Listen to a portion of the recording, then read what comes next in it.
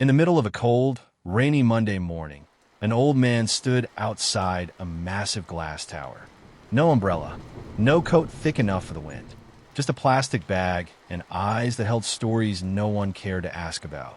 He stepped into the building, unnoticed by most, except one man, a security guard, young, cocky, ready to impress everyone around him. The old man walked slowly, like each step meant something. He looked up at the company's name on the wall, Wells Innovations. His lips moved, almost like he was whispering to the building itself. The guard didn't like that. "Hey, old man, you lost?" he barked. The old man shook his head softly. "I'm here to see someone," he replied. The guard laughed. Loud. "See someone? Who's Santa Claus?" People chuckled. Phones came out. The man just stood there, calm, quiet. "I helped build this place," he said. And that's when the humiliation began. The guard grabbed his arm. "Rough. Public. You're trespassing, Grandpa. Take your fairy tales somewhere else." The old man didn't resist. He was shoved back into the rain, drenched, alone, and dismissed like trash. No one asked if he was okay. No one cared what he meant by, "I helped build this place." But upstairs, in a quiet boardroom with frosted glass and trembling executives, a storm was brewing. The CEO stood at the head of the table, polished, proud, cold. "No word on the founder's estate?" he asked. "No," someone whispered. "But if he shows up, everything changes." The CEO smirked. "He won't. Harlan Wells is gone. This company's mine now." But he was wrong, because while they were erasing his name from the records, Harlan Wells was standing in the rain, watching everything they'd built without him, and everything they were about to lose. 30 minutes later, the glass elevator chimed. A woman stepped out, power in her heels, fury in her eyes. The chairman of the board. She walked straight to the lobby, eyes locked on the security guard. "You, with me." That's all she said. He followed, nervous now. Joke's gone. They walked into a room with a screen already playing. Security footage. His own voice on loop. "Get out of here before I call the cops." The laughter, the shove, the disrespect. The chairman paused the video, turned slowly. "Do you know who that man was?" she asked. The guard stammered. "A homeless guy?" She leaned in. "That was Harlan Wells, the founder of this company." Silence. He went pale. Then the doors opened, and in walked the old man. Only now, he wasn't just an old man. He walked with purpose, eyes sharp, posture straight, like a king returning to a stolen throne. He looked directly at the guard. "It's easy to judge a man by what he wears," he said. "Harder to see the truth when your eyes are full of pride." The guard said nothing. Everyone else said nothing. Because in that moment, power had shifted, not with noise, but with presence. The CEO turned white, then red, then silent. Harlan entered, calm. "This company forgot what it was built on," he said. "Respect, innovation, people." And then he fired the CEO on the spot. Word traveled fast. By morning, everyone knew. The founder was back. And the guard? He arrived to find a box on his desk. His name removed from the system. His badge deactivated.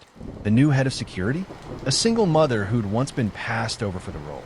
Because she wasn't tough enough. Justice. Quiet, but undeniable. But the story didn't end there. Because just hours later, the CEO vanished. No calls. No messages. No trace. And in Harlan's office, looking out over the city, he whispered something no one heard but the wind. It's not over yet. Rain poured hard the next morning. But inside Wells Innovations, the storm had already arrived. The ex-CEO gone. No phone. No email. Security logs said he left the building at 7:42 p.m. But there was no footage. No witness. Just silence. Harlan Wells stood in his old office. The air still smelled like betrayal. He looked at the shelves. Files missing. Drawers cracked open. Something had been taken. Then he noticed the safe. Still locked. But something was off. Dust smudged. A fingerprint. Fresh. He placed his hand on it, and the memory hit like a freight train. Years ago, he taught one man the code. Only in case of emergency, he had said. That man? The very CEO who just vanished. Harlan opened the safe. Inside, a single black envelope. No documents. No money. Just one thing. A USB drive, labeled in red ink, Project Halcyon Termination Protocol. He stared at it, jaw tight, hands trembling. Whatever this was, it wasn't just business.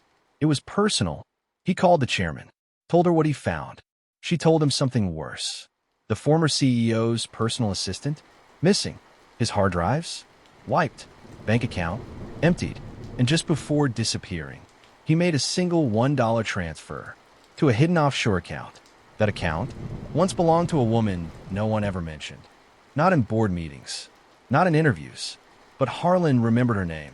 Eva Sinclair, the first co-founder, the one they erased, the one they betrayed. She vanished 25 years ago. No contact, no trace. Rumor said she'd died. But what if she hadn't? What if this wasn't a disappearance, but a reunion? Security footage showed nothing until they enhanced infrared scans and found one frame, a shadow slipping through a maintenance door with a limp and a burn scar. Eva had that scar from the lab fire in '98. Harlan's hands clenched. The past wasn't done with them, and someone was pulling strings from the dark. He plugged in the USB. Files opened. Encrypted folders. Audio logs. One video. He clicked. The screen flickered. Then a man's face appeared. The ex-CEO recorded the night he vanished. Voice shaky. Eyes darting. If you're watching this, I didn't leave. I was taken. They found out what we did to Eva. What we buried. He leaned closer. They're coming back. And they want it all. Then the screen went black. Static. One line of code flashed briefly, then vanished. But Harlan saw it, and he knew what it meant. Project Halcyon was never shut down. It was activated, and whoever had it wasn't done yet, because later that night, the security cameras caught something terrifying. On the 32nd floor, a figure walked past Harlan's office, face hidden, holding a red envelope and a key card with Harlan's name on it. The alarm never triggered. The motion detectors never blinked. Someone or something was inside, and when they checked the office the next morning, the USB drive was gone. But on the desk, a note, handwritten, "You took everything from me. Now I'm taking it back. E." And under the note, a photograph, old, faded, 3 people smiling. Harlan, the ex-CEO, and Eva, back when they were partners, back when they were family, before betrayal, before lies. But something was scratched out. Harlan looked closer. Eva's face, clawed out with something sharp. The caption, still legible. Halcyon Protocol begins April 20th. Today was April 19th, and time was almost up. April 20th, 8:01 a.m. Wells Innovations was under lockdown. All access revoked. Security swept. Board members panicked because Project Halcyon had just gone live, and no one knew what it really did, except Harlan. And he wasn't talking. Not yet. But time was running out. Because at exactly 8:00, all company servers crashed. Every terminal, every screen, one by one, turned black. Then a message appeared. Let the reckoning begin. Someone had triggered the protocol. And it wasn't Harlan. Inside the war room, board members shouted. Legal demanded answers. PR tried to spin it. But the stock had already dropped 12%. And climbing. Worse? Someone had leaked the original Project Halcyon file to every major tech outlet. The world now knew the truth. Wells Innovations had built a surveillance tool, not for safety, but for control, hidden in phone apps, in smart home devices, in wearable tech.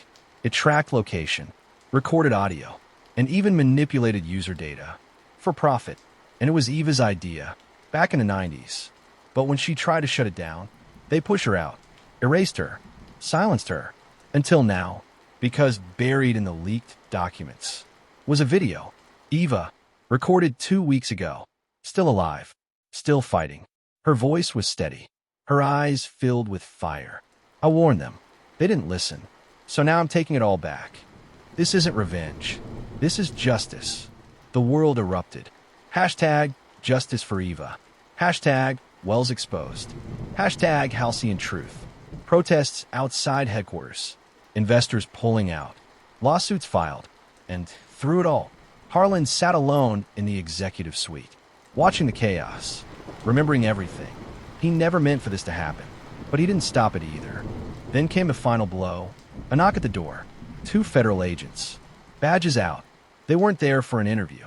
They were there with a warrant for Harlan Wells, not just for negligence, but for conspiracy, fraud, and obstruction.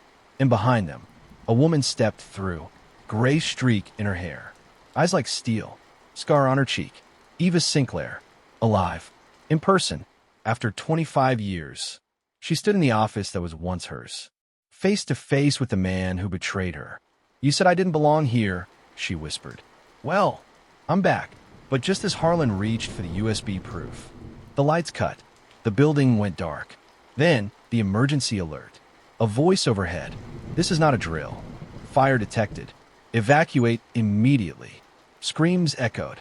Sprinklers blasted. Security systems failed. Someone had tripped a failsafe.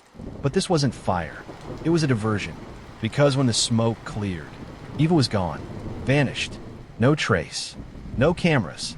And on Harlan's desk, a new note, written in the same red ink. "Part 3 is yours. Part 4 is mine." Under it, a list of names, 20 board members, and one circled in red. Chairwoman Rena Blake, the only one who ever knew what halcyon could really do. And she was next. Follow for part 2.